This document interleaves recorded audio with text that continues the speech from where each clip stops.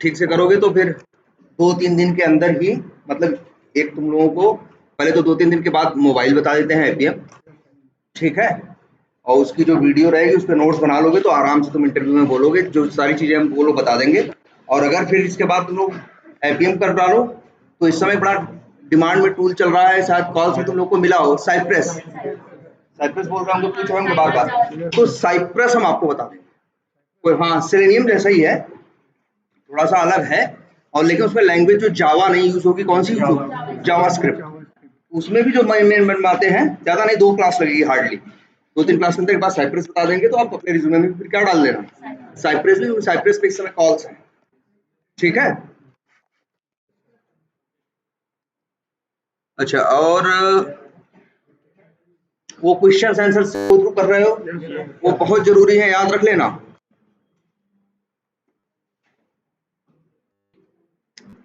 अच्छा, तो हम एक बात सोच रहे हैं कि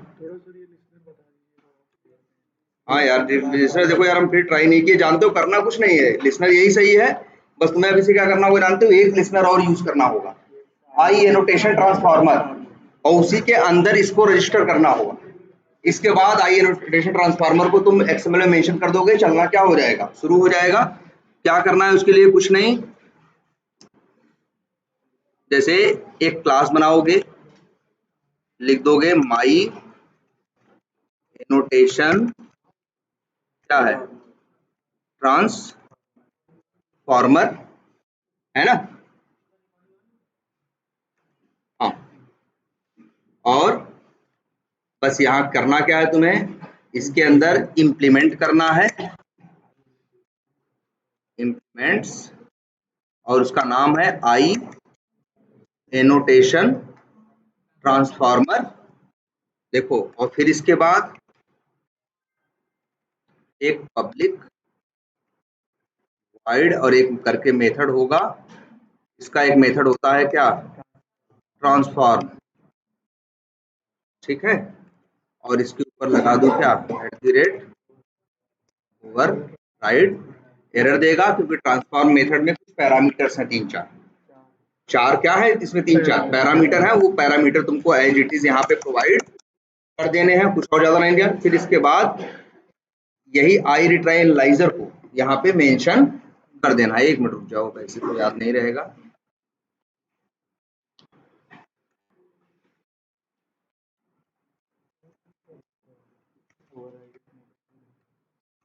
आई रिट्राई एनालाइजर, और इसके बाद ये लिख देते हैं, बस इतना। चलो,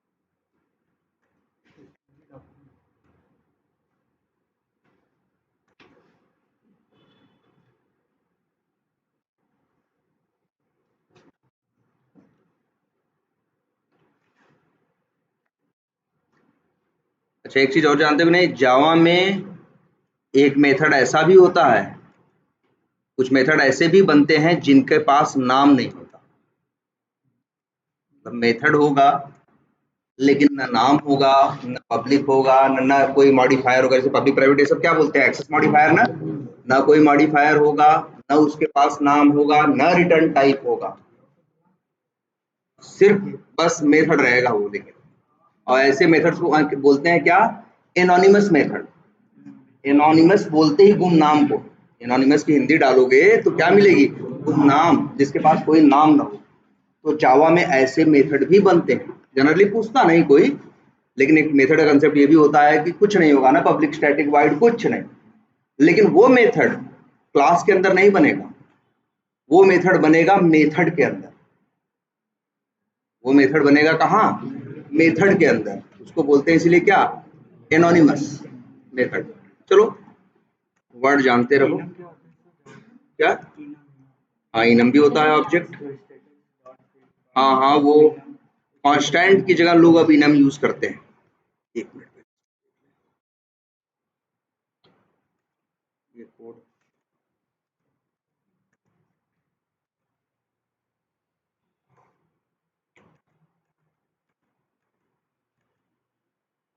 बस तुमको यही ओवरराइड करना है किसे,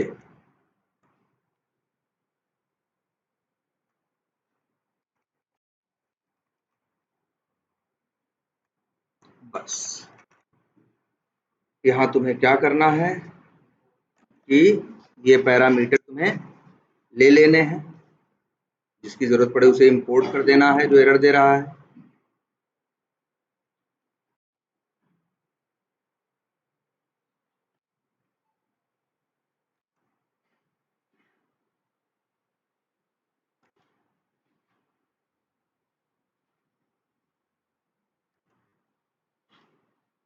और बस डॉट यहाँ पे तुम्हें क्या नाम रखा था हमने, read try failed test cases dot class, बस यही लाइन तुमको और एक्स्ट्रा जोड़नी थी।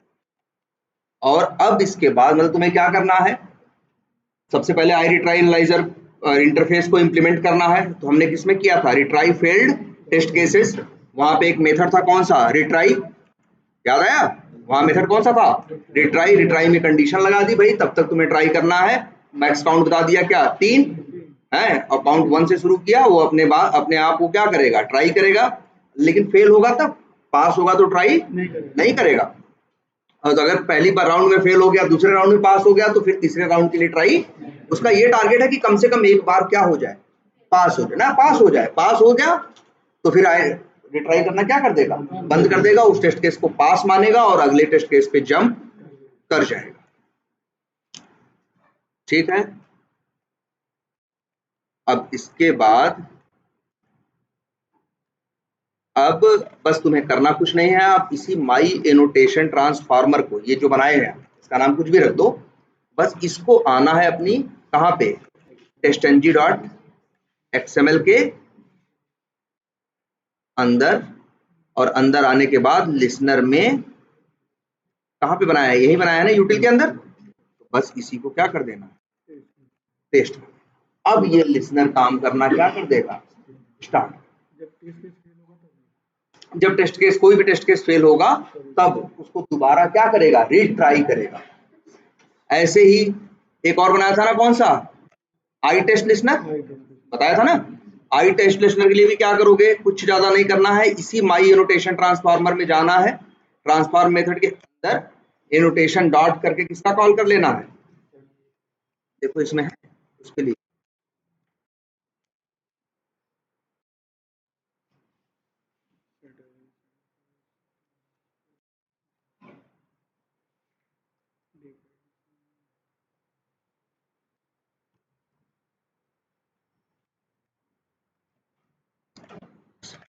इस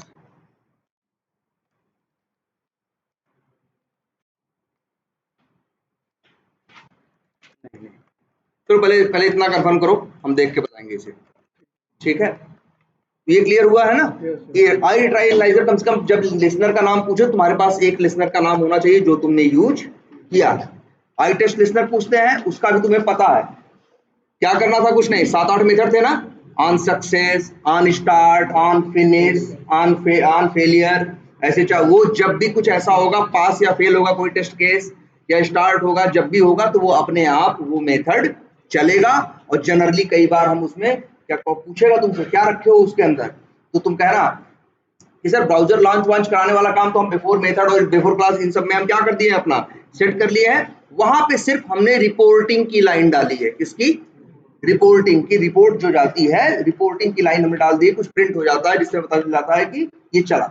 और यह एक बताया था हमने, याद है कि हम चाहते हैं सबको मिल जाए, हम चाहते हैं क्या हो जाए, सबको मिल जाए, और जब सबको मिल जाए तो हम उसमें ये चाहते हैं कि हमें मेल में, बॉडी में ही मेल के क्या आ जाए, पास है या फेल है या क्या है, तो वो काउंट उसमें चला जाए। चलिए आप लोग के लिए टास्क है, मेल भेजिए आप लोग। कैसे भेजोगे मेल, हाथ से नहीं, नेट पे डालोगे, बहुत इजीली मिलेगा, जावा में एक जिसका नाम है जावा एक्स मेल करके है, वो इसी में होता है तुम्हारे पास पहले से ही।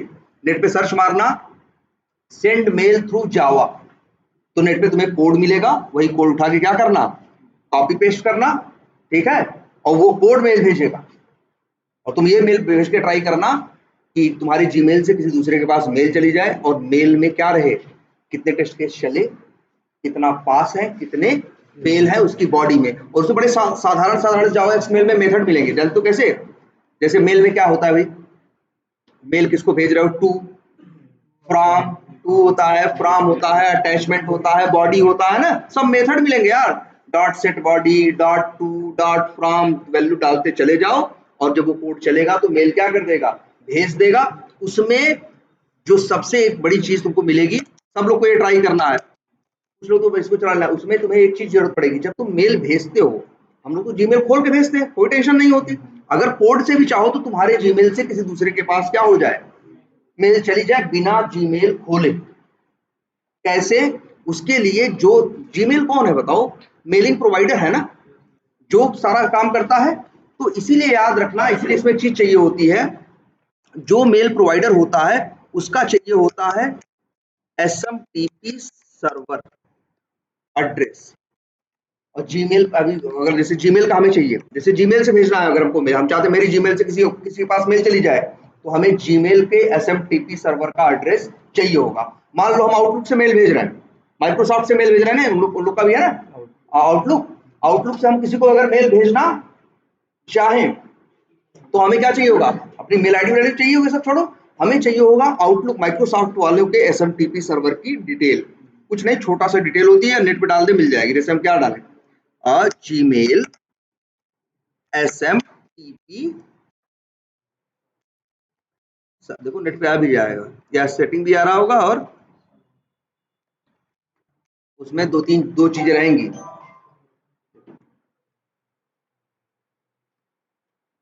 मिल जाएगा छोटा सा, दो तीन वर्ड्स का समथिंग gmail.com करके रहेगा, वही वहां तुम्हें, जरा एक काम करना, तुम लोग अपने तरफ से क्या करो, R&D करो, तुम्हें मेल भेजनी, तुमको ये चीज ये पता चल गया ना, एसएमटीपी सर्वर के बिना नहीं जाएगी। जहां से भी नेट का कोड उठाओगे तो उसमें मेथड में एसएमटीपी सर्वर करके भी एक नाम होगा। देखो हाउ टू, एक मिनट, देखा है, how to use the Gmail account as a SMTP server, what is my SMTP server for Gmail, आ गया ना, यही देखो, बस यही है smtp.gmail.com, यही है। और एक चीज चाहिए होगा, पोर्ट नंबर, और बाय डिफॉल्ट पोर्ट नंबर भी क्या है, 465 या 587 जो है, ये देखना तुम जरा नेट पे डालना,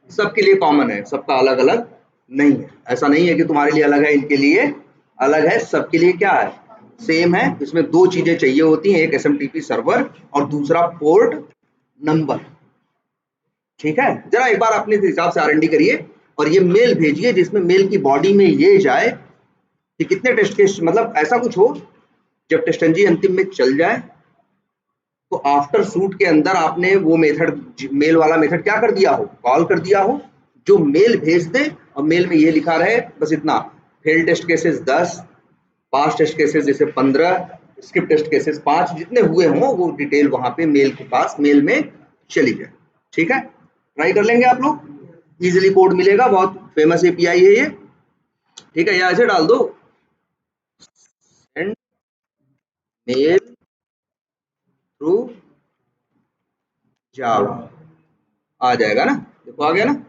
दुनिया में हर जगह हर साइट देगी तुमको, ये छोटा सा फिक्स कोड है इसका, ये लो जी, तुमको बताएगा इसमें क्या क्या चाहिए। देखो एसएमटीपी का नाम ले रहा है ना, एसएमटीपी सर्वर ये सब चाहिए होगा, अगर ये देखो इसमें तो बहुत समझा के दिया है, इसलिए बहुत ज्यादा कुछ इसमें है नहीं। ये देखो, ये ऐसे मैसेज भेजना है, एक क्लास है माई मैसेज, और ये करना है, ये देखो यहाँ पे इस तरह से कर दिया है, इस तरह से कर दिया है, और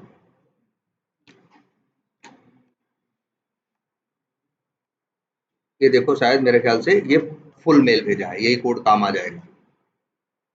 यहाँ तुमको, ठीक है, इससे तुम्हारा मेल क्या होगा, जाएगा। नहीं समझ में आया तो दूसरे साइड का कोड देखना, ठीक है। अच्छा, एक्सेल वाला बताओ कितना समझ में आया, कहाँ गया भाई। अच्छा ये बताओ, ये तो समझ में आया, एक्सेल से डेटा रीड किया जा सकता है, रीड करके रोशन ने दिखाया होगा, कुछ बहुत मुश्किल नहीं रहा होगा। कहाँ कोड लिखा है, किस क्लास में। अच्छा ये, चलो सबसे पहली बात तो जान लो, एक एपीआई है, जैसे तुम्हारी सेलेनियम भी क्या है, एपीआई है, ऐसे ही एक अपाचे पीओआई करके एक एपीआई, जिसका काम है जिसके सहारे हम चाहें तो एक्सेल से ऑटोमेटिकली डेटा रीड भी कर सकते हैं, एक्सेल क्रिएट करवा सकते हैं, एक्सेल में लिखवा भी सकते हैं बिना एक्सेल खोले, किसके थ्रू, अपाचे पीओआई के थ्रू, इसकी जार मिलती है। और अब अपाचे पीओआई चल रहा है, इसके पहले 10-12 साल पहले जब हम लोग शुरू शुरू में यूज कर रहे थे, तब एक और चला करता था, उसका नाम था, उस एपीआई का नाम था जे एक्सेल, उसका नाम क्या था, लेकिन अब वो कोई नहीं यूज करेगा, तुमको कोई यूज करता हुआ मिलेगा। जे एक्सेल के सहारे भी हम एक्सेल से डेटा क्या कर सकते थे, रीड भी कर सकते थे, एक्सेल बनवा भी सकते थे, एक्सेल में लिखवा भी सकते थे बिना कुछ किए, सिर्फ कोड से। अब उसी काम के लिए कौन सा है, अपाचे पीओआई, क्योंकि देखो जे एक्सेल पहले चला करता था, लेकिन जब एक्सेल पहले क्या था, एक्सेल का जो पहले वर्जन था वो था 2003, पहले एक्सेल का वर्जन कौन सा था, 2003, फिर आया 2007, फिर आई थिंक आया 2010, फिर आया 13, और अब शायद कौन सा चल रहा है, 16। तो जब 2003 तक चल रहा था वर्जन, इसमें 21 चल रहा है। चलो जैसे ये देखो, एक्सेल के जो वर्जन थे पहले कौन सा था, 2003। तब जानते हो जब एक्सेल की फाइल बनाते थे तो उसका एक्सटेंशन क्या हुआ करता था, सिर्फ डॉट एक्सएलएस। और तब जो एक्सेल में डेटा रखते थे उसकी साइज होती थी ज्यादा, मतलब डेटा रखे, जितना डेटा पहले हम 20 केबी में रखा करते थे, बाद में इन लोगों ने 2007 एक नया नया एक्सेल का वर्जन लॉन्च किया, जिसका नाम रखा क्या, 2007। इसमें दोनों चीजें थी कि डॉट एक्सएलएस में भी डेटा रख सकते हो और डॉट एक्सएलएस एक्स। इसकी क्वालिटी ये थी, डेटा वैसे था, एक आम आदमी को पता ना चले, लेकिन एक फर्क मिलेगा कि जो डेटा 20 केबी में रखते थे 2003 वाले वर्जन में, वही डेटा अगर एक्सएलएस एक्स में रखो तो जगह सिर्फ 10 केबी लेगा, 12 केबी लेगा, मतलब लगभग जगह क्या करता था, वो आधी कर देता। तो दुनिया आजकल इसीलिए अक्सर जगहों पे तुम्हें वाला कौन सा मिलता है, एक्सएलएस एक्स वाला। कहीं सेव भी करोगे एक्सेल तो बाय डिफॉल्ट किसमें सेव होती है, एक्सएलएस एक्स में, लेकिन एक और भी है, याद रखना है, एक्सएलएस, ठीक है। अच्छा अब आते हैं जरा रोशन के कोड पे, यही है। अच्छा डेटा रीड करना,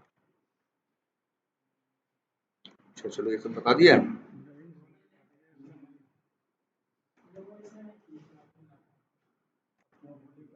तो कोड तो दिए होंगे तुम लोगों को, रिकॉर्डिंग नहीं हुई थी क्या, चलो अच्छा हम फटाफट हम स्टैटिक, पहले ये देखो कि वाइड मेन एक एक्सेल को रीड कैसे करते हैं, इंटरव्यू में पूछते हैं ये।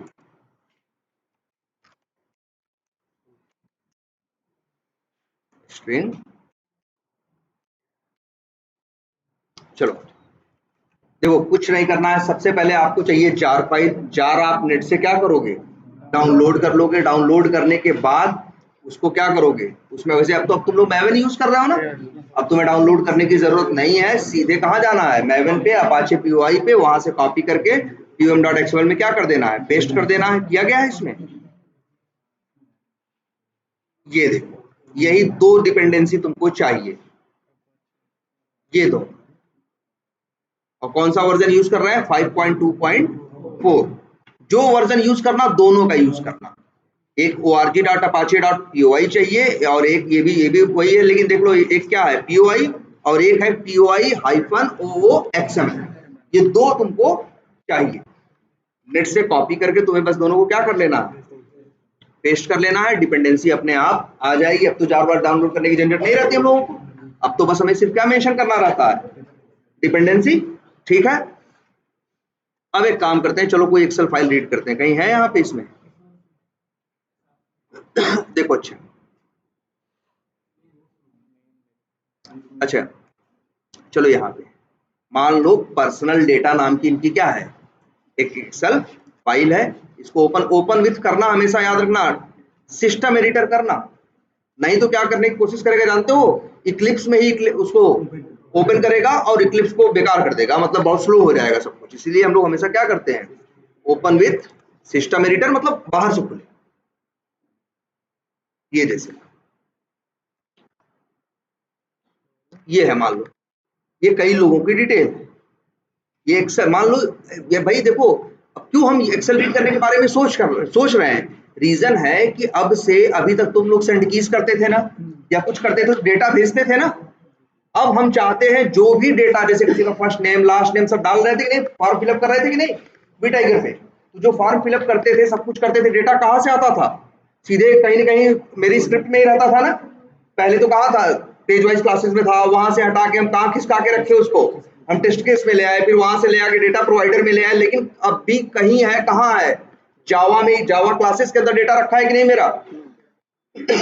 हम चाहते हैं जो डेटा रहे वो जावा फाइल्स में, जावा क्लासेस में डेटा न रहे, डेटा कहाँ रहे, एक एक्सेल शीट में हम कुछ ऐसा कोड लिखें, मेरा कोड एक्सेल से डेटा जाए, उठाए, लेके आए, और उसको फिर जहां भी सेंड कीज करना है, कुछ करना है, वहां इस्तेमाल करें। जैसे मान लो एक फॉर्म फिलअप करना हो, वहां पे क्या है, फर्स्ट नेम है, लास्ट नेम है, मोबाइल नंबर है, ईमेल आईडी है, आधार नंबर है, एड्रेस, तो ये डेटा हमें अपने जहां भी हम सेंड कीज कर रहे हैं वहां पे हमें इस्तेमाल करना है। तो ये तो एक्सेल में है ना, तो पहले हमें इसे रीड करना होगा, और इसी के लिए जरूरत पड़ेगी किसकी, अपाचे पीओआई की, और वो जार हम लोग ले चुके हैं। अब जार आ गई है तो उससे क्लासेस और मेथड्स आ गए हैं। चलो एक काम करते हैं, कौन ना ना, अपाचे पीओआई एक सिंपल सी एपीआई है, जैसे सेलेनियम नहीं है वैसे अपाचे पीओआई भी क्या है, एक एपीआई, एक जार फाइल है। भाई दो रास्ते हैं, नहीं मैवन यूज कर रहे हो तो जाओ अपाचे पीओआई की साइट है यार, तुम नेट पे सर्च मारो अपाचे पीओआई डाउनलोड, तुमको क्या मिल जाएगी वहां से, उसका जाओगे वहां पे तुमको वो मिलेगी, डाउनलोड करोगे जिप फाइल मिलेगी, जिप फाइल को एक्सट्रैक्ट करोगे, उसके अंदर क्या दिखाई देगी, फोल्डर दिखाई देगा, फोल्डर के अंदर जाके देखोगे 10 12 15 क्या दिखाई देंगी, जार, और राइट क्लिक करके बिल्ड पाथ करके जार जैसे श्रेणी नहीं ऐड किए थे वैसे सारी जार क्या कर लो, ऐड कर लो, काम करेगा। अब लेकिन ये सब झंझट है ना भाई, मैवन यूज करने का यही तो फायदा है। मैवन का एक बहुत बड़ा बेनिफिट क्या है, बोलना मैवन का एक बेनिफिट क्या, डिपेंडेंसी मैनेजमेंट, क्या डिपेंडेंसी या जार मैनेजमेंट करता है, तुमको डाउनलोड करना, बिल्ड पाथ करना, ये सब ड्रामा करने की अब जरूरत नहीं है, सिंपली तुमको pm.xml में जाके मेंशन कर देना है और वो काम करना क्या कर देगा, स्टार्ट कर देगा। क्या करो, बिल्कुल इसके लिए मैवन के लिए एक वर्ड इस्तेमाल और होता है कि ये बिल्ड मैनेजमेंट टूल है या बिल्ड ऑटोमेशन टूल, क्या है, बिल्ड ऑटोमेशन टूल है, ठीक है। बिल्ड क्यों बोलते हैं, चलो आगे डिस्कस करेंगे क्यों इसको बोलते हैं बिल्ड को। चलो क्योंकि अभी तक तो हम लोगों ने मैवन को किस नजरिए से देखा है, सिर्फ डिपेंडेंसी मैनेजमेंट के पॉइंट ऑफ व्यू से देखा, लेकिन उसके और भी काम। चलो पहले देखते हैं, पर्सनल डेटा डॉट एक्सएलएस ये है, ये हमें प्रिंट कराना है, सोचो रखा है एक्सेल में, हम प्रिंट कराना चाहते हैं अपने कहाँ, कंसोल में, तो उसके लिए हमें लिखना होगा कोड, यही है। कैसे कोड लिखोगे, पहले ये बताओ, जो एक्सेल है वो एक फाइल है ना, जो तुम्हारी अभी दिख रही थी माई पर्सनल डेटा करके, वो क्या है, एक फाइल है ना। तो हमेशा पहली बात तो याद रखना, जावा में कोई भी फाइल अगर रीड करनी है, सिर्फ एक्सेल ही रीड करने की जरूरत नहीं पड़ती, कई बार तुमसे कोई जरूरत पड़ेगी ऐसी भी कि भैया पीडीएफ में से डेटा लेके आओ, एक्सेल में से लेके आओ, जेसन में से लेके आओ, एक्सएमएल में से लेके आओ, कहीं से भी डेटा लेके आओ, तो डेटा तुम क्या करते हो, रीड करते हो ना, उस डेटा को क्या यूज करते हो, एज ए इनपुट यूज करते हो ना। जब तो इसीलिए जावा में एक क्लास है बड़ी फेमस जिसका नाम है फाइल इनपुट स्ट्रीम। कोई भी फाइल हो, किसी भी टाइप की हो, कोई भी एपीआई हो, जैसे पीओआई किसके लिए है भाई, एक्सेल को रीड करने के लिए है, अगर पीडीएफ को रीड करना होगा ना, पीडीएफ में से डेटा निकालना होगा, तो उसके लिए भी एक एपीआई आती है, उसका नाम है पीडीएफ बॉक्स। तो पीडीएफ बॉक्स है, एक्सएमएल भी रीड किया जा सकता है, जेसन भी रीड किया जा सकता है, हर तरह की फाइल क्या की जा सकती है, रीड की जा सकती है, लेकिन जब रीड करोगे तो उस एज ए इनपुट यूज करोगे ना, इसीलिए एक कॉमन क्लास का हमेशा यूज होता है जिसका नाम क्या है, फाइल इनपुट स्ट्रीम, ठीक है। और जब हमें किसी फाइल में डेटा, हम चाहते हैं कि जो डेटा हम यहां से भेजें वो फाइल में जाके क्या हो जाए, सेव हो जाए, तो उसके लिए यूज होती है फाइल आउटपुट स्ट्रीम। तो जावा में एक याद रखना, फाइल रीड करना है तो फाइल इनपुट स्ट्रीम, और जब वहां पे फाइल में डेटा राइट करना है तो उसका नाम क्या है, फाइल आउटपुट स्ट्रीम। इन दोनों क्लासेस का यूज होगा। तो हमें क्या करना है, रीड करना है तो हम यूज क्या करेंगे, फाइल, देखो इनपुट स्ट्रीम, पहले तो ये देखो, अच्छा फाइल इनपुट स्ट्रीम, कितने आ रहे हैं ऑप्शन, 3 ना। सिंपल सी बात है, फाइल इनपुट स्ट्रीम क्लास के अंदर 3 कंस्ट्रक्टर हैं। एक कहता है जी भाई फाइल का ऑब्जेक्ट दो, दूसरा कहता है क्या करो, फाइल डिस्क्रिप्टर का ऑब्जेक्ट दो, और तीसरा कहता है भाई क्या करो, स्ट्रिंग ले दो। तो सीधी बात वही मांग रहा है क्या तुमसे, फाइल का पाथ। पाथ क्या है भाई, पाथ क्या है, देखो यही है ना, इसे जरा राइट क्लिक करो, पता है ना, कहाँ जाओ, प्रॉपर्टीज में तो पाथ दिख जाएगा ना। और एक बात तो, पूरा पाथ दे दें, पूरा पाथ नहीं देना चाहिए, इसको क्या बोलते हैं, एब्सोल्यूट पाथ। अगर ये प्रोजेक्ट हम किसी और को देंगे तो उसके सिस्टम पे चलेगा नहीं, इसीलिए हम लोग हमेशा यूज क्या करते हैं, रिलेटिव पाथ। रिलेटिव पाथ बात करता है प्रोजेक्ट के अंदर की। प्रोजेक्ट के अंदर क्या है, एसआरसी है, एसआरसी के अंदर मेन है, मेन के अंदर रिसोर्सेज है, और रिसोर्सेज के अंदर मेरी फाइल है। तो हम सिर्फ एसआरसी से लेके इतना कॉपी करेंगे, पूरा पाथ कॉपी करने की जरूरत नहीं है। पूरा पाथ कॉपी कर दिया तो मतलब तुमने फुल पाथ यूज कर लिया या एब्सोल्यूट पाथ यूज कर लिया, और एब्सोल्यूट पाथ बेकार होता है। इस सिस्टम पे तो चल रहा है, यही प्रोजेक्ट दूसरे को दे दोगे तो चलेगा, क्योंकि अभी यहाँ है सी टेस्ट एनजी, तुम दूसरे बंदे ने फोल्डर जाने क्या बनाया हो, लेकिन जब पूरा प्रोजेक्ट देंगे तो अंदर का पाथ तो नहीं बदलेगा ना। भाई मेरे सिस्टम पे भी क्या था, प्रोजेक्ट के अंदर एसआरसी मेन रिसोर्सेज में फाइल रखी थी, अगर पूरा प्रोजेक्ट दे दिए तो तुम्हारे सिस्टम पे भी प्रोजेक्ट के अंदर एसआरसी मेन रिसोर्सेज के अंदर फाइल पड़ी होगी ना। तो अंदर का पाथ नहीं बदलेगा, बाहर का पाथ बदल सकता है। तो एक काम कर लेते हैं, इसे कॉपी करते हैं, आ गया, एरर दे रहा है, कोई बात नहीं, ये एरर दे रहा है क्योंकि तुम्हें पता है जावा में 2 टाइप के एक्सेप्शन होते हैं, एक चेक्ड एक्सेप्शन होता है और एक अनचेक्ड, या जिसे बोलते हैं एक रन टाइम एक्सेप्शन होता है और एक कंपाइल टाइम। ये कंपाइल टाइम एक्सेप्शन थ्रो कर रहा है, इसको हैंडल करना होता है ना। 2 रास्ते हैं, कर्सर ले जाओगे खुद ही बताता भी है, कहता है भाई एक रास्ता है कि थ्रो कर दो, क्या कर दो, थ्रो कर दो, या दूसरा रास्ता है क्या कर दो, सराउंड विथ ट्राई कैच। तो बस यही तुम्हें करना। हम ऊपर देखो बना रहे हैं क्या, अच्छा फाइल इनपुट स्ट्रीम का जानते हो एक पेरेंट भी है, उसका नाम है input stream. Input stream parent है, उसका चाइल्ड कौन है, फाइल इनपुट स्ट्रीम। तो तुम फाइल इनपुट स्ट्रीम का ऑब्जेक्ट बना के इनपुट स्ट्रीम में रख सकते हो, तो रख दे रहे हैं input stream is equal to, शुरू में क्या दे रहे हैं हमारा नल, और इसी आईएस में वेरिएबल में स्टोर कर दे रहे हैं। बस इतना काम तुम्हें शुरू में करना है। देख लिया क्या करना है, आसान है ना। न्यू फाइल इनपुट स्ट्रीम किया, पाथ दिया, मतलब ये हो गया कि अब फाइल रीड की जा सकती है। आगे क्या करना है, अब देखो तुमने अपाचे पीवाई की जार ली है ना, अब उस जार के अंदर क्या होती हैं, क्लासेस और मेथड्स। अब उन्हीं क्लासेस और मेथड्स का यूज करना है। अब इन लोगों ने अलग अलग पर्पज से अलग अलग क्लासेस बनाई हैं, तो ध्यान से समझना। एक क्लास इन लोगों ने बनाई है जिसका नाम है, ये बताया होगा रोशन ने, XSSF वर्कबुक। ये क्लास रिस्पॉन्सिबल है एक्सएलएस एक्स को रीड करने की। ध्यान देना, एक्सएलएस एक्स।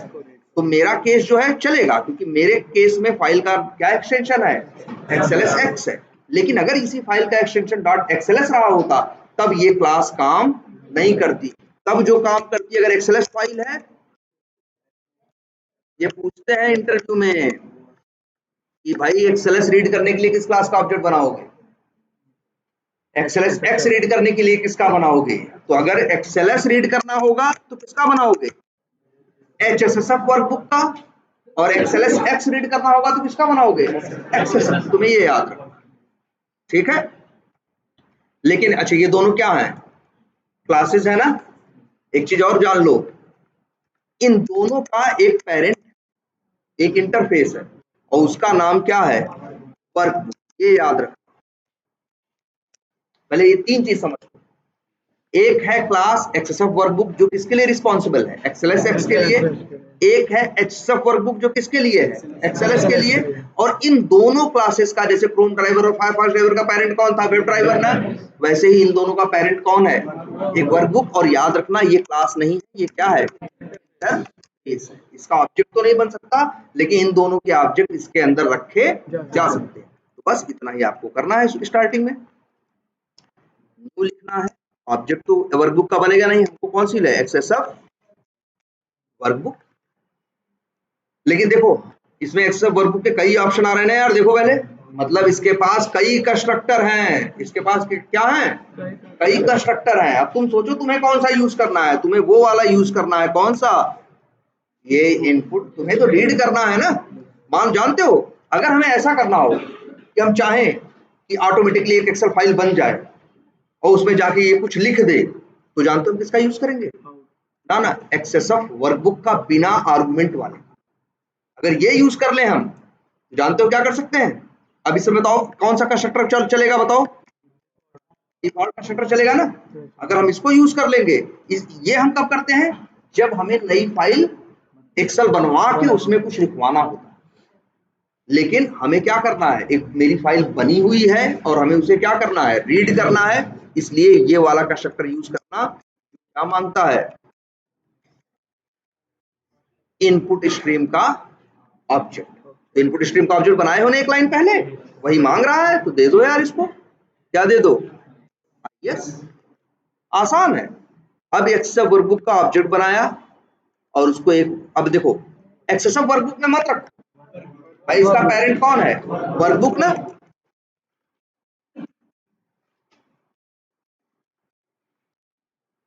इसको भी क्या कर लो तुम,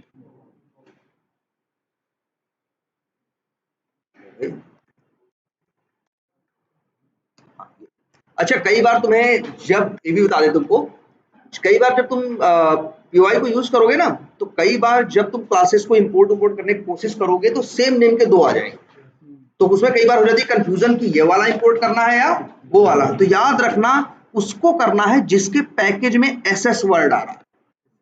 देखो org.apache.py.ss.user मॉडल है ना, एसएस का फुल फॉर्म है स्प्रेडशीट।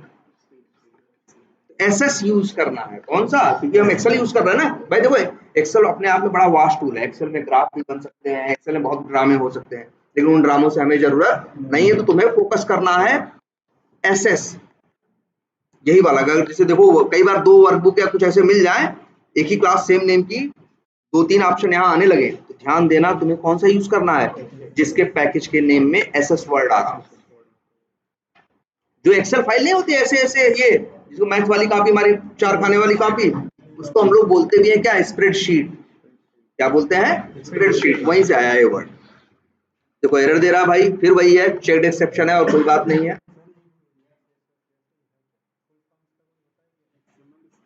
हाँ कुछ है, मतलब एक्सएमएल करके स्प्रेडशीट करके कुछ है इस तरह से, नेट पे डालो मिलेगा। देखो हम इसको अंदर यहाँ क्यों डाल रहे हैं जानते हो, हम यहाँ अंदर क्यों डाल रहे हैं, क्योंकि भाई ये भी ट्राई कैच मांग रहा है, तो क्यों हम दो बार करें, और एरर दे रहा है लेकिन यार अभी। अच्छा इसको एक काम करते हैं, ध्यान से देखना सब लोग भाई, लो भाई इसको भी क्या कर दे रहे हैं, नल, और फिर भी एरर दे रहा है ना। रीजन समझो, जब तुम्हारे पास कंपाइल टाइम या चेक्ड एक्सेप्शन होता है तो उसे तुम्हें ट्राई कैच में लेके मैनेज करना पड़ता है ना। जैसे थ्रेड डॉट स्लिप था, वो भी क्या है, चेक्ड, उसमें भी क्या आता है, कंपाइल टाइम एक्सेप्शन आता है कि नहीं। थ्रेड डॉट स्लिप तो देखो एरर आएगा, कर्सर ले जाओ, पूछेगा, कहेगा भैया या तो सराउंड विद ट्राई कैच कर लो, और या तो फिर क्या कर लो, ऐड थ्रोज डिक्लेरेशन कर लो। तो वो एरर क्या हो जाती थी, चली जाती थी ना। तो वैसे ही इसको भी करना है, लेकिन इसमें जो एक्सेप्शन आएगी उसका नाम है अलग, और इसको जो हमने मैनेज किया है इसका नाम था अलग। भाई इसके लिए आता था क्या, फाइल नॉट फाउंड एक्सेप्शन, इसके लिए एक्सेप्शन अलग है। इसीलिए देख, लेकिन देखो हम एक लिखने जा रहे हैं, सबको मैनेज कर देगा, आईओ एक्सेप्शन सबको मैनेज कर लिया ना। जैसे देखो एक, अगर यहाँ हम लिख दें क्या,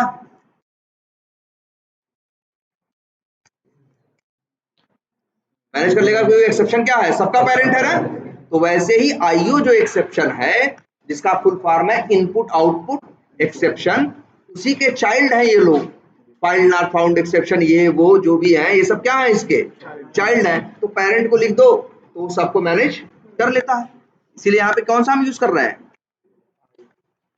ठीक है। तो ज्यादा बड़ा कोड तो नहीं लिखा, सिर्फ कुछ नहीं लिखा है हमने, ज्यादा कुछ नहीं लिखा है। क्या लिखा है हमने फाइल को स्ट्रिंग का ऑब्जेक्ट बनाया है, मिला, और उसको हमने फिर क्या किया है, का ऑब्जेक्ट बना के उसके अंदर क्या कर दिया है, पास कर दिया है। और जिस वेरिएबल में रखा है उसका टाइप हमने क्या रखा है, वर्कबुक। इसका फायदा ये है कि कल को कोई हमसे कहेगा कि भैया एक्सेलेंस नहीं, एक्सेलेंस एक्स नहीं, क्या वो करना है, एक्सेलेंस करना है, तो बस हम आके यही चेंज कर देंगे और हर जगह हमें चेंज करने की जरूरत नहीं पड़ेगी। जैसे नहीं क्रोम ड्राइवर और फायरफॉक्स ड्राइवर वाला केस था, सेम वही चीज यहाँ भी। अब आसान है, कुछ ज्यादा नहीं करना। तुम्हें क्या करना है, क्या लिखना है यहाँ पे, W book dot W book, और क्या लिखना है तुम्हें, डॉट, और डॉट लिखने के बाद तुम्हें ध्यान से देखना, डब्ल्यू बुक डॉट, अब तुम्हें करने हैं क्या, अच्छा बताओ, सबसे पहले क्या होती है, फाइल होती है। इस एक्सेल को जो जानते हो क्या बोलते हैं, पूरे को वर्कबुक बोलते हैं। एक्सेल अगर हम कहें तो ये क्या है, वर्कबुक है। और वर्कबुक के अंदर ये तीन क्या दिख रही हैं, शीट दिख रही है ना, इनको बोलते हैं हम लोग, क्या जानते हो, वर्कशीट। टेक्निकल लैंग्वेज में बोलोगे तो कहेंगे पूरी एक्सेल फाइल क्या होती है, एक वर्कबुक होती है। वर्कबुक के अंदर मल्टीपल क्या होती हैं, वर्कशीट होती है, जिनको शॉर्ट फॉर्म में क्या बोलते हैं लोग, शीट। इनका नाम हम यहाँ से, जैसे यहाँ शीट वैसे खोल के नया एक्सेल बनाओ, क्या आता है, शीट 1, शीट 2, शीट 3। लेकिन चाहो तो इन्हें क्या कर सकते हो, राइट क्लिक करके ऐसे रीनेम भी कर सकते। इन्होंने जो अपनी शीट है जिसमें डेटा रखा है उसका नाम क्या रखा है, MAN मान, ठीक है। तो वर्कबुक डॉट, अच्छा बताओ, अगर हम तुमसे कहें एक्सेल से डेटा रीड बताओ, एक्सेल की दूसरी रो में कौन सा, दूसरी रो में फर्स्ट नेम के अंदर क्या लिखा है, मतलब एक्सेल बंद कर दे तो क्या करोगे, एक्सेल बंद कर दें और कहें उस जो एक्सेल है उसकी दूसरी रो में क्या रखा है, तो तुम क्या करोगे, पहले क्या खोलोगे, पहले फाइल खोलोगे, फाइल से क्या खुलेगी, वर्कबुक, वर्कबुक के अंदर फिर क्या ढूंढोगे, वर्कशीट, वर्कशीट के अंदर, तो ऐसे ही करोगे ना। तो यार कोड क्यों अलग चलेगा, कोड भी वैसे ही चलता है जैसे तुम चलते हो। इसीलिए देखो, सबसे पहले हमने क्या किया, पहले फाइल की बात की, फिर इसके बाद किसकी बात की, वर्कबुक की बात की। अब वर्कबुक के अंदर क्या देखते हैं, शीट ना, इसीलिए डब्ल्यू वर्कबुक जो क्लास का ऑब्जेक्ट है, इसका एक मेथड है जिसका नाम है गेट शीट। यहाँ दो ऑप्शन है, गेट शीट में क्या भेज दो, स्ट्रिंग का नेम। हम चाहे तो बस कॉल करें, और नाम इन्होंने क्या रखा था, MAN, बस इतना आसान है, बहुत एकदम। देखो अब अच्छा, मेथड का रिटर्न टाइप भी देखो भाई, रिटर्न टाइप क्या है, शीट, मतलब शीट क्लास का क्या देना है, ऑब्जेक्ट बनेगा तो शीट क्या, ओबीजे, ऐसे कर लो भाई, क्या कोड, देख रहे हो यहाँ आ गया ना कंफ्यूजन, एक SS है और एक SL है, तो SL के चक्कर में नहीं पड़ना है, कौन सा यूज करना है तुम्हें, SS। अच्छा, शीट के बाद देखो क्या होता है, एक वर्कबुक है, वर्कबुक के अंदर क्या है, शीट या वर्कशीट है। इसके अंदर फिर क्या है, जैसे ये पहली क्या है, रो, ये दूसरी क्या है, रो, तीसरी क्या है, ये रो, और रो के अंदर होते हैं फिर छोटे छोटे क्या, सेल। यही स्ट्रक्चर है वर्कबुक, वर्कबुक के अंदर वर्कशीट, वर्कशीट के अंदर रोज, और हर रो के अंदर सेल। सेम वही स्ट्रक्चर यहाँ भी है। शीट तक पहुंच गए, अब तुम्हें शीट ओबीजे डॉट एक मेथड कॉल करना है, इसका एक मेथड होता है शीट क्लास का गेट रो। आर्गुमेंट में क्या मांग रहा है, इंट ना, वही रो का नंबर, कौन सा डेटा रीड करना है बताओ। अच्छा मान लो हमको इनका नाम रीड करना है फर्स्ट नेम, तो इसका रो नंबर क्या है, ये पहली रो है, ये दूसरी है, और ये क्या है, तीसरी रो है ना। तो याद रखना, रो के नंबर की इंडेक्सिंग इसकी भी एरे जैसी होती है। कहां से गिनता है ये, 0 से, तो 0 के हिसाब से देखोगे तो इस रो का नंबर क्या है, पूरी रो का 2 है ना। तो बस तुम्हें मेथड कॉल करना है गेट रो, आर्गुमेंट में भेज देना है क्या, 2। तुम्हें गेट रो मेथड रिटर्न करता है रो क्लास का ऑब्जेक्ट।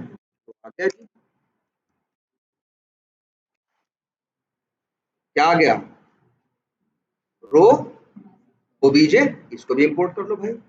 अब रो के अंदर होता है फिर क्या, देखो रो डॉट गेट सेल मेथड होता है। रो के अंदर सेल्स है ना भाई, रो है, रो के अंदर फिर एक क्या है, सेल है, इसीलिए इन्होंने देखो कितना अच्छा नाम रखा है मेथड गेट सेल, जिसमें तुमको देना होता है नंबर, सेल का नंबर। अगर हम सेल का नंबर दे दें, मान लो क्या चाहिए भाई हमको, हमें ये नाम उठाना है, तो बताओ रो का नंबर तो हो गया क्या, 0 1 2, नहीं नहीं नहीं 2 ना, पहली रो ये हो गई, दूसरी रो ये हो गई, तीसरी रो ये हो गई, तो रो का नंबर हमने क्या दिया 2।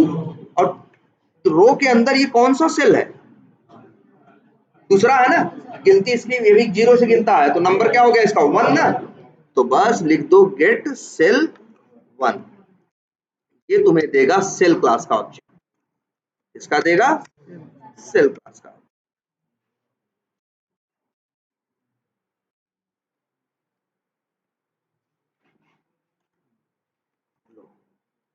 अब सेल ओबीजे डॉट करोगे, अब सेल क्लास के मेथड आएंगे। अब इसका एक मेथड है गेट स्ट्रिंग सेल वैल्यू, याद रखना है मेथड का नाम, और ये रिटर्न कर रहा है क्या, स्ट्रिंग। बस अब आपको यहाँ पे स्ट्रिंग में डेटा मिल जाएगा, और चाहो तो इसे प्रिंट करा के देख सकते हो, करके देखो,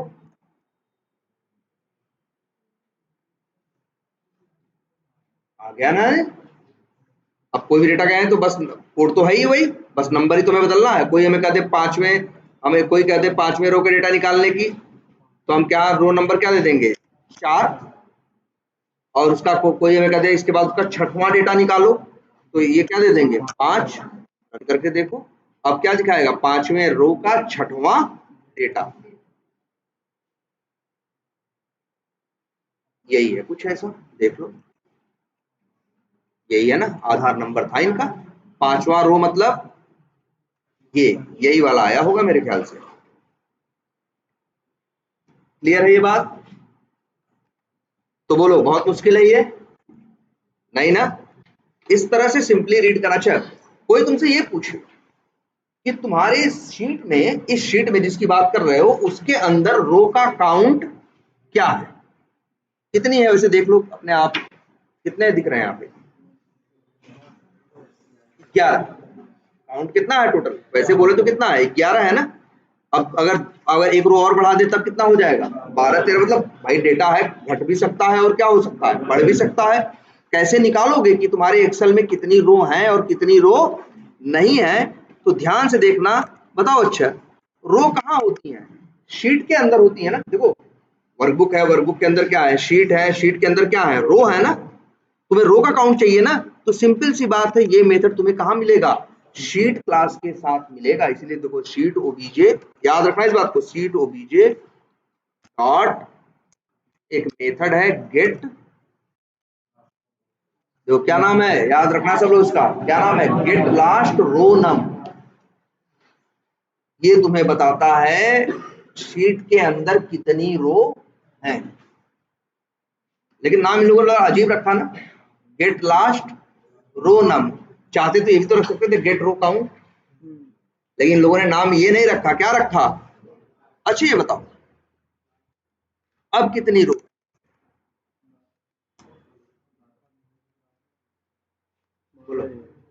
12 ना बोलोगे भाई, 15 है। ये जो बीच के खाली, इसलिए तो नाम इन लोगों ने, देखो अब अगर काउंट की बात करें तो इसमें कितनी का रो यूज हुई है, हम कहेंगे भैया 15 यूज हुई है ना, तो ये कंफ्यूजन ना हो लोग, तो जैसे इनके दिमाग में आया 12, क्योंकि ये जो खाली था उसको गिन नहीं रहे, इसलिए लोगों ने नाम ही क्या रख दिया, गेट लास्ट रो नम, कि भैया जो लास्ट एक्टिवेटेड रो है जिसके अंदर डेटा है, हम उसका तुम्हें क्या देंगे नंबर, और वही होगा तुम्हारे लिए क्या काउंट। इसलिए नाम क्या रखा, गेट लास्ट रो नंबर। इस मेथड का काम है तुम्हारे उस एक्सेल की जो लास्ट एक्टिवेटेड क्या है रो है उसका नंबर, उसी को हम काउंट की तरह ट्रीट करते हैं। तो काउंट कितना आएगा 15 ना, लेकिन फिर ध्यान देना है ये काउंट भी एक घटा के देता है, मतलब 15 नहीं देगा, कितना देगा, 14 देगा। ठीक है, याद रखना इस बात को, कितना देगा, 14 देगा, 15 नहीं देगा। इसको सेव कर देते हैं, देखो निकाल के देख लो, गेट लास्ट रो नम, और तुम्हें मिल गया क्या, सॉरी स्ट्रिंग नहीं, इन द रो काउंट। हम लोग उसी को क्या बोलते हैं, रो काउंट। देखना क्या देगा, 15 नहीं देगा, क्या देगा, 14। हाँ, लेकिन अब इतनी बात समझ में आ रही है। अब एक छोटी सी चीज और समझो जरा, एक रो के अंदर, जैसे ये मान लो रो है, ये क्या है, रो है, इस रो के अंदर कितनी सेल हैं बताओ, एक देखो, 1 2 3 4 5 6 7 है, 7 है कि 6, 2 2 4 2 6 1 7 नहीं, जितनी एक्टिवेटेड है, जहां डेटा है उतने, फालतू ऐसे तो इसमें होती है कितनी, हजारों रो, हजारों हजारों की बात नहीं करता, जहां तक डेटा है, जहां तक वो क्या है, एक्टिवेटेड है। इस रो के अंदर बताओ, इस रो के अंदर कितने सेल हैं, 7 जो एक्टिवेटेड है। इस रो के अंदर कितने हैं, एक। अगर तुम गेट रो करके भेजो 14, गेट रो करके किसको भेजो, गेट रो मेथड है ना जो रो पे ले जाता है, 14 भेजो तो किसकी बात करेगा, 15वें रो की ना। इसका काउंट निकालोगे, इसके अंदर सेल का काउंट निकालोगे तो क्या बताएगा, 1। इसके लिए बात करोगे तो कितना बताएगा, 7। इस रो के लिए बात करोगे तो कितना बताएगा, 9 देगा। ये चीज देखो, हर रो के अंदर नंबर ऑफ सेल्स कम ज्यादा हो सकती है, जैसे यहाँ पे है तुम्हारे आंख के सामने दिख रहा है। तो याद रखना, रो के शीट के अंदर होती है रो, रो के अंदर होती है क्या, सेल्स। इसीलिए एक मेथड जो गेट सेल काउंट निकालने का मेथड है, ध्यान देना इस पे, ये किसका मेथड होता है, रो ओबीजे का मेथड होता है। जैसे रो ओबीजे डॉट गेट, इसका भी मेथड का नाम क्या है, गेट लास्ट सेल नम। ये भी वही है, लास्ट एक्टिवेटेड को काउंट करता है, बीच में खाली हो तो भी उनको गिनता है, बीच में अगर खाली हो तब भी उनको क्या करता है, गिनता है। जरा एक बार इसको देख लेते हैं जिसकी हम अभी बात कर रहे हैं, किस नंबर पे है, 4 है तो इसका इंडेक्स नंबर क्या आएगा, 3। और याद वो छोड़ दिए, 2 4 छोड़ दिए यहाँ।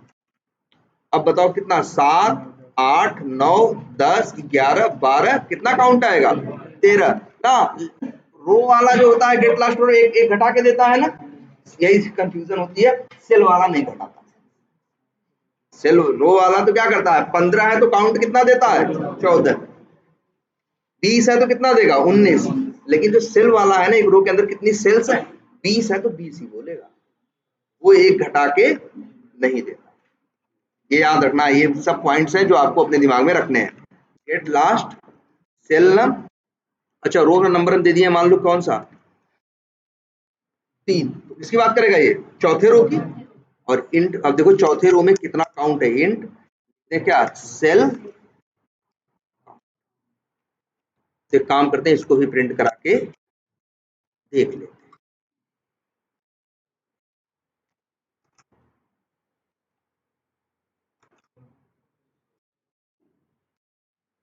क्या आएगा भाई।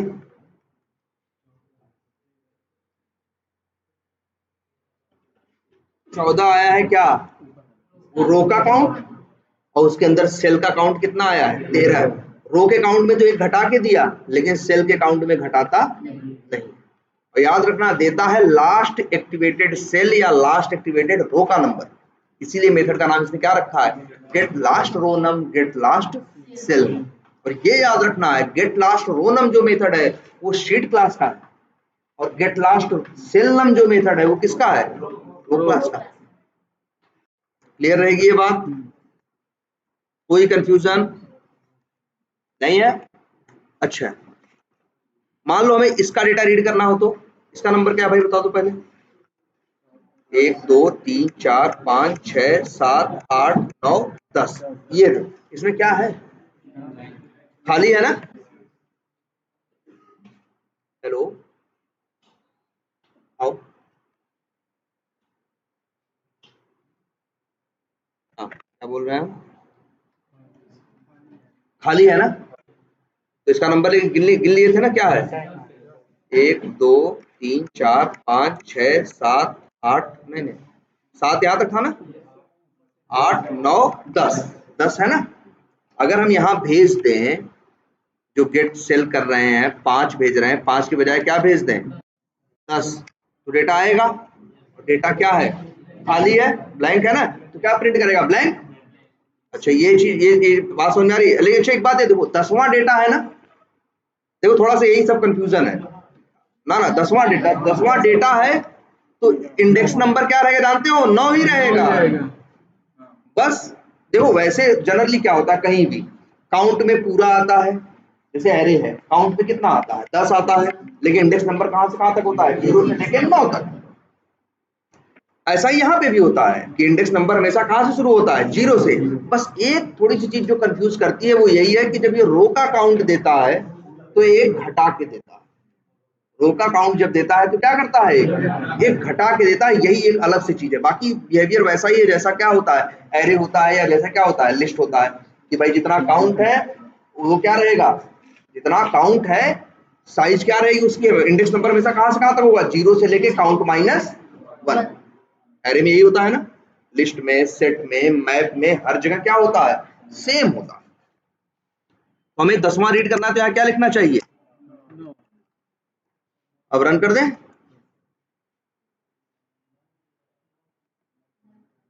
क्या आ गया, यही हम दिखाना चाहते थे।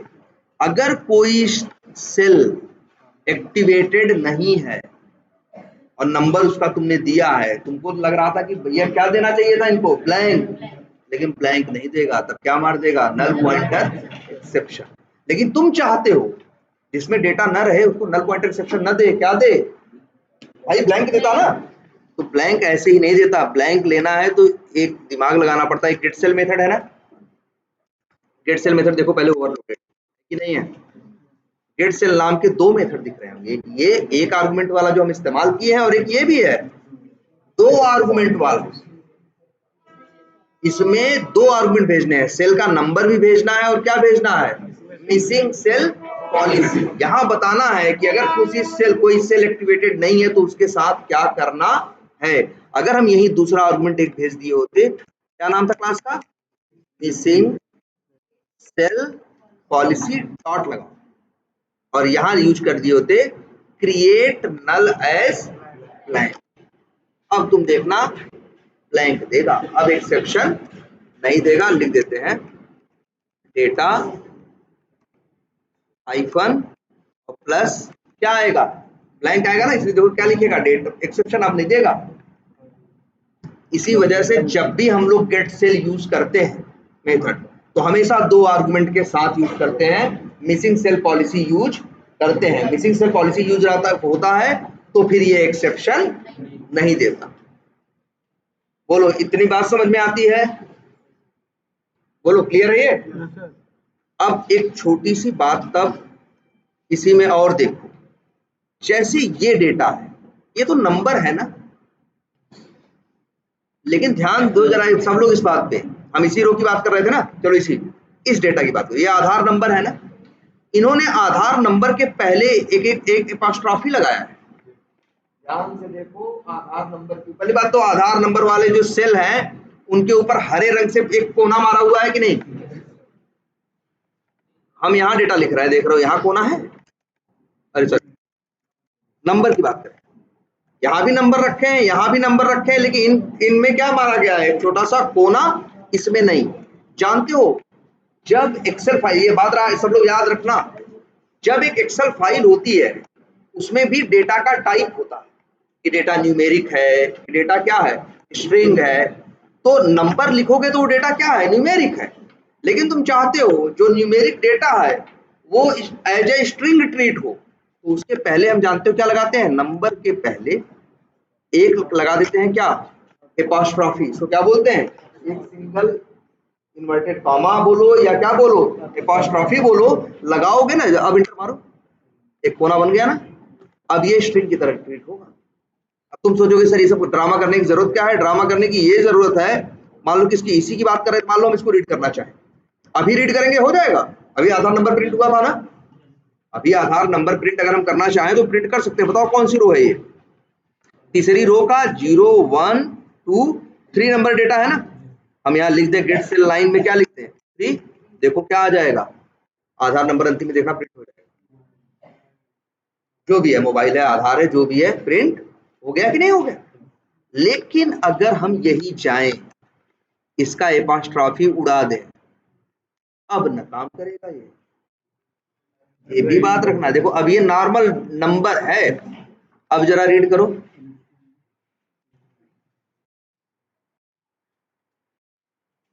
एक्सेप्शन आ गया। याद रखना क्यों एक्सेप्शन आ रहा है, जानते हो? ये जो मेथड यूज कर रहे हो गेट स्ट्रिंग सेल वैल्यू, इसका काम है स्ट्रिंग के डेटा को रीड करना, लेकिन वहां डेटा कैसा था, न्यूमेरिक था ना। जैसे मान लो यहाँ डेटा रखा हुआ है, ये क्या लिखा है भाई, 45,678, एपॉस्ट्रॉफी लगा दोगे तो स्ट्रिंग बन जाएगा, तब कोई समस्या नहीं आएगी। इसीलिए हम लोग जब जानते हो डेटा रीड करते हैं, एक्सेल मिलती है कई बार, तो हम लोग क्या करते हैं, उसमें देखते हैं कहाँ कहाँ नंबर है, और नंबर के पहले क्या क्या लगा देते हैं, एक एपॉस्ट्रॉफी लगा देते हैं, झंझट खत्म हो जाती है। लेकिन कई बार जानते हो क्या होता है, मेरे एक्सेल फाइल के अंदर सैकड़ों नंबर होते हैं, अब कहाँ कहाँ ढूंढे और कहाँ कहाँ क्या लगाएं, एपॉस्ट्रॉफी लगाएं। जैसे ये सिचुएशन मान लो हमको रीड करना है इसी को, हमें चाहिए वहां क्या 45,678, लेकिन हम यहाँ एपॉस्ट्रॉफी लगाना नहीं चाहते, तो ऐसे चलाओगे तो कोड चलेगा नहीं। इसीलिए इन लोगों ने एक मेथड और दे रखा, गेट स्ट्रिंग सेल वैल्यू, याद रहेगा मेथड, इसका काम है स्ट्रिंग डेटा ले आना। अगर नंबर ले आना है तो मेथड यूज करो गेट न्यूमेरिक सेल वैल्यू, याद रहेगा ये। अगर न्यूमेरिक डेटा वहां रखा है, तुमने एपॉस्ट्रॉफी नहीं लगाया तो क्या है, फिर न्यूमेरिक है, और डेटा न्यूमेरिक है तो method get string cell value नहीं चलेगा। गेट स्ट्रिंग सेल वैल्यू मारोगे ना तो वही देगा, इलीगल स्टेट या इलीगल आर्गुमेंट एक्सेप्शन करके एक्सेप्शन क्या कर देगा, थ्रो कर देगा। किया है कि नहीं किया है, किस लाइन पे किया था, इसी लाइन पे किया था, ये तो हमने अभी इंटर मार दिया, इसी लाइन पे किया था। कौन सा मेथड यूज करना है, गेट न्यूमेरिक सेल। लेकिन अब एरर दे रहा है, क्यों, क्योंकि गेट न्यूमेरिक सेल वैल्यू का रिटर्न टाइप तो देख लो भाई, क्या है, डबल है ना, तो इसी को रखो डबल में। अब कराओ,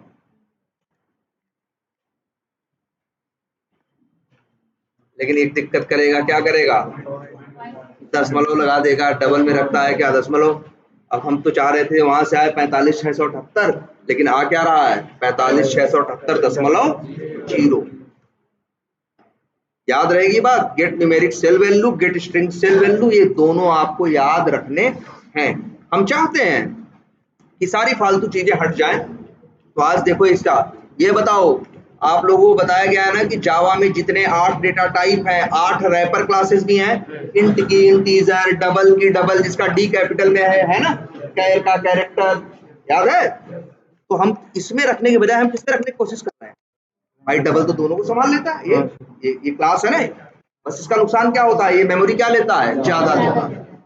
अब लेकिन बताओ, अब आ गया, लेकिन फायदा क्या होता है, भाई ये क्लास है डबल, क्लास का ऑब्जेक्ट मिल रहा है, ये जो तुमको मिल रहा है डेटा, डबल क्लास का क्या है, ऑब्जेक्ट, ऑब्जेक्ट है, तो भैया डॉट लगाओगे तो क्या पाओगे, अरे पूरे मेथड पाओगे, पूरे मेथड पाओगे कि नहीं पाओगे। अब इसी का हम चाहें तो मेथड यूज कर सकते हैं, क्या, इंट, क्या, तो ये क्या करेगा, तो दशमलव हटा के बस क्या दे देगा हमको, एकदम एग्जैक्ट नंबर दे देगा। लेकिन अब बताओ, ये रिटर्न क्या कर रहा है, इंट, ये क्या रिटर्न कर रहा है, इंट। मान लो हमें सेंड कीज में इस्तेमाल करना होता, भाई सोचो, हमें सेंड कीज में आर्गुमेंट में क्या लेता है, इंट नहीं लेता, क्या लेता है, स्ट्रिंग। अगर हमें किसी की एज भेजनी पड़ती है सेंड कीज में, तो क्या भेजते हैं हम, डबल कोट्स में भेजते हैं ना, ये तो क्या देगा, नंबर, इंट देगा। इसीलिए इंट की भी तो एक रैपर क्लास है भाई, इंटीजर, उसमें डेटा रख लो। और अब इंटीजर क्लास के भी मेथड आएंगे, इंट डेटा डॉट एक मेथड क्या, टू स्ट्रिंग, तो बना दे, ये दे देगा फाइनल डेटा, किसमें, फाइनल डेटा। अब चाहे प्रिंट करा लो इसे, चाहे सेंड कीज में भिजवा दो, हर जगह काम करेगा। तो याद रखना, ये दो जुगाड़ हम लगाते हैं, जब वहां न्यूमेरिक डेटा होता है तो हम पहले क्या करते हैं, उसको रीड करते हैं किसमें, डबल में। डबल से निकालते हैं क्या, इंट वैल्यू, और इंट वैल्यू से फिर निकालते हैं क्या, उसको टू स्ट्रिंग करके इंटीजर में रख के टू स्ट्रिंग करके निकाल लेते हैं क्या, डेटा। अब देखोगे डेटा वैसा ही प्रिंट होगा जैसा हम चाहते हैं। ये 3 लाइन का कोड रहता है। जब भी ये गेट न्यूमेरिक वैल्यू यूज करते हैं तो हमेशा इन 3 लाइन के साथ यूज करते हैं। तो गेट स्ट्रिंग सेल वैल्यू पता चला, रो काउंट पता चला, ये सब पता चला कि नहीं चला, बोलो। अब बताओ, अब तुमसे कोई ये कहे कि इस एक्सेल के अंदर जितना डेटा है हमें सारा क्या कराना है, प्रिंट कराना। ध्यान से समझना, क्या कराना है, जितना डेटा है सारा क्या करना है, प्रिंट कराना है। तो बताओ कोड कर लोगे, दिमाग लगाओ, कर सकते हो, जो जो चाहिए सारा चीज इसमें लिखा पड़ा है। बाकी तो अब तुम्हें थोड़ा सा फॉर लूप लगाना है। अगर अभी हम कहें सारा प्रिंट कराना है, हमें कोड लिखने की कोशिश करें, बहुत बड़ा कोड नहीं होगा, इसको रहने दें, अलग से लिखें या इसी में लिखें, काम। चलो इसे नीचे को कोड को क्या कर देते हैं, कमेंट कर देते हैं। चलो हम पूरा रीड करके दिखा रहे हैं कैसे रीड होगा पूरा। भाई रीड करना है पूरा तो भी तुम्हें क्या चाहिए, पूरे का मतलब क्या है, पहले तुम्हें देखना पड़ेगा कितनी रो है, क्या देखना पड़ेगा तुम्हें, कितनी रो है, और हर रो के अंदर कितनी क्या है, सेल है। बस कुछ ज्यादा कुछ नहीं। रो काउंट निकाल लिए होने यार, बस क्या लगा लो, एक फॉर लूप और इंट आई बराबर 0 से ले आई बराबर क्या करो 0, i is less than or equal to row count -1। ना करना भाई -1, ये तो खुद ही एक घटा के देता है ना, ये तो खुद ही एक घटा के देता है ना, क्यों माइनस करोगे, हाँ नहीं, इक्वल टू हटा दोगे तो गड़बड़ कर देगा, एक छोड़ देगा। भाई है 15, आएंगे 14, और तुमने लेस देन ले दिया तो ये बात कितने करेगा, 13 की। इसीलिए इसको एकदम ऐसे रखना, -1 नहीं लगाना है, बाकी सब कुछ, और आई प्लस प्लस करना है। तुम्हारे पास शीट का ऑब्जेक्ट तो है यार, बोलो है कि नहीं है। जब डॉट करोगे, गेट क्या करोगे, गेट रो करोगे और इसमें क्या भेज दोगे, आई, तो आई की वैल्यू बदलेगी तो एक एक करके रो मिलेगा कि नहीं मिलेगा। इसको ले लो कहाँ,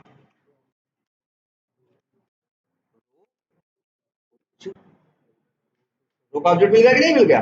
अब हर रो के अंदर कई सेल्स भी है, हर रो के अंदर क्या है, कई सेल है, उनको भी तो रीड करना है।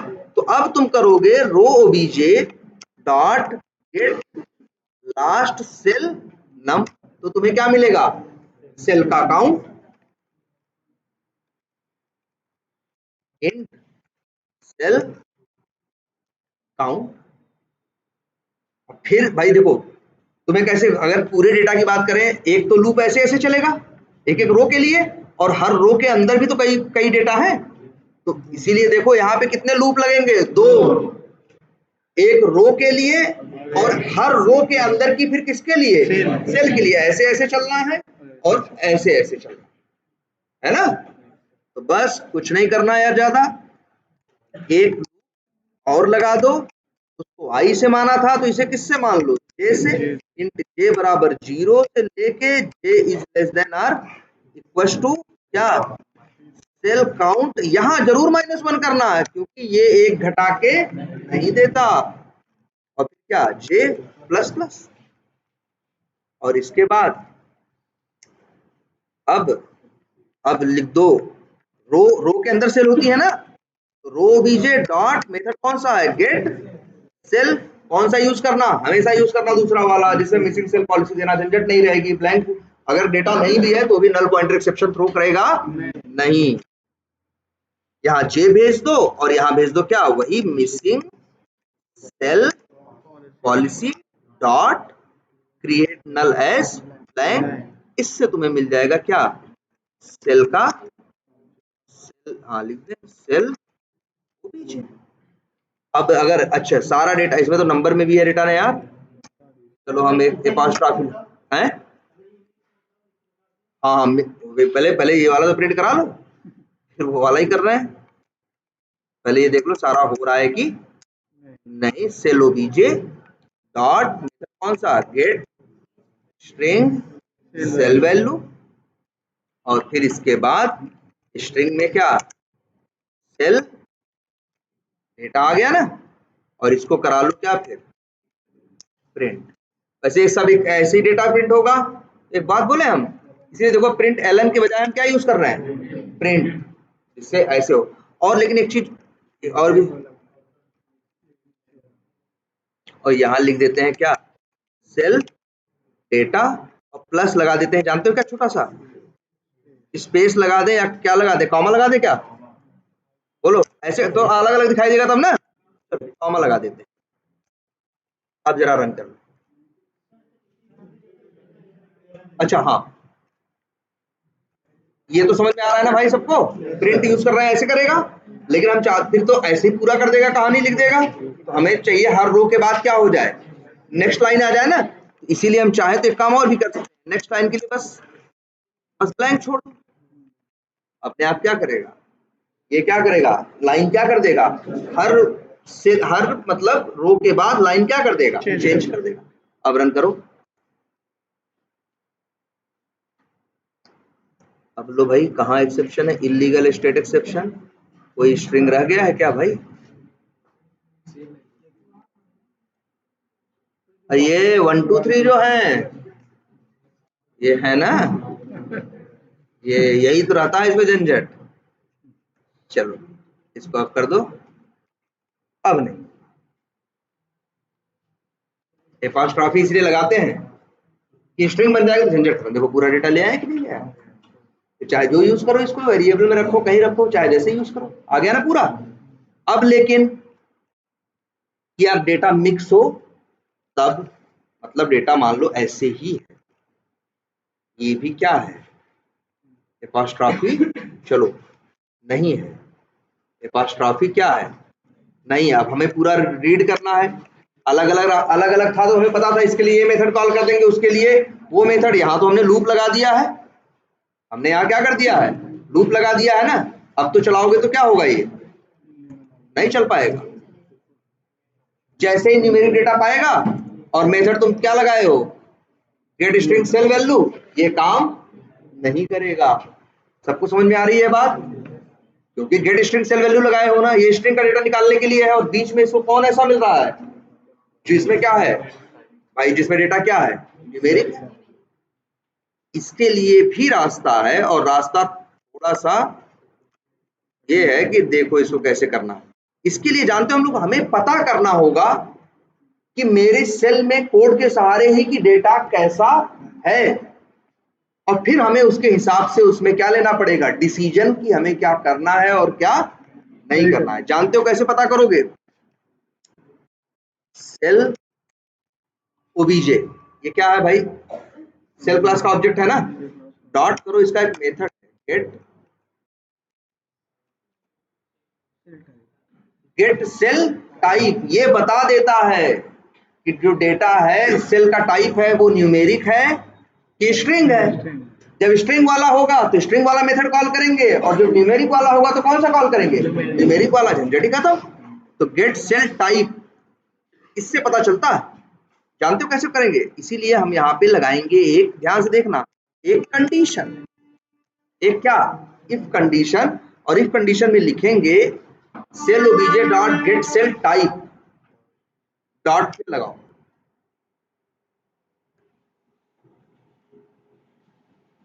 अगर क्या है स्ट्रिंग डबल इक्वल टू,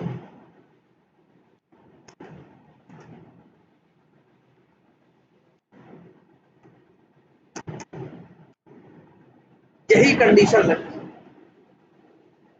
इसके सहारे हम क्या कर रहे हैं, ध्यान से देख लो सब लोग इसको, इसके सहारे हम क्या पता कर रहे हैं कि अगर सेल ओबीजे जो है हमारा, ध्यान दो इस बात पे सब लोग,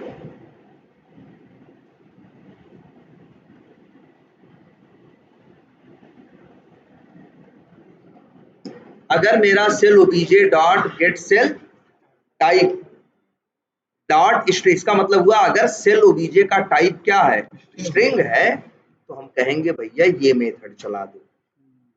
कौन सा? ये वाला। और एल्स में कौन सा चला लेंगे? वाला। बोलो भाई।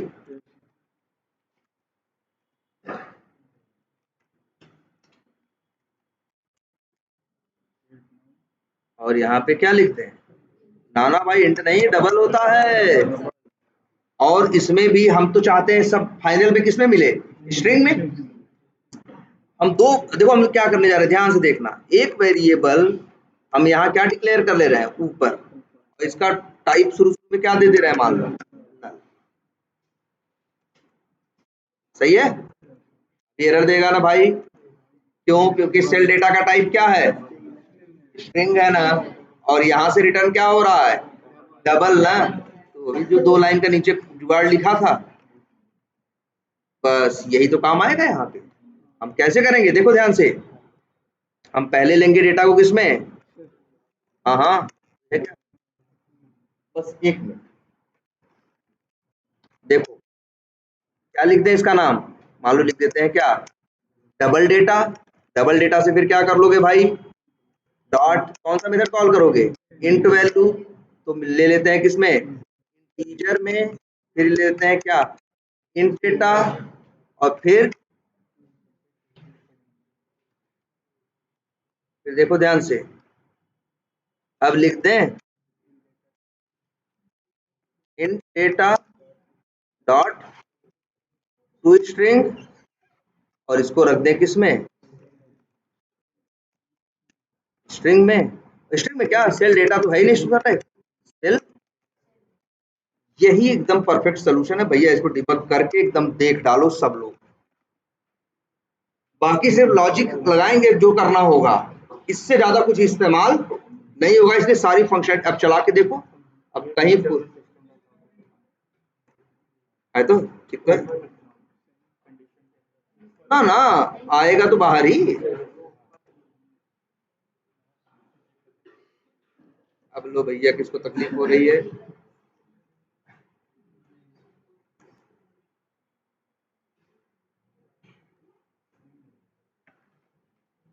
फाइल सेव किए थे?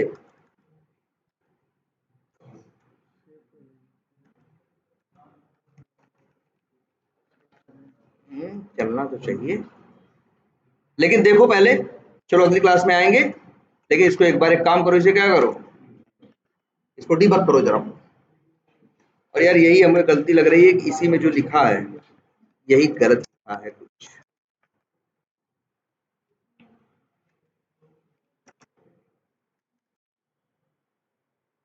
Cell type,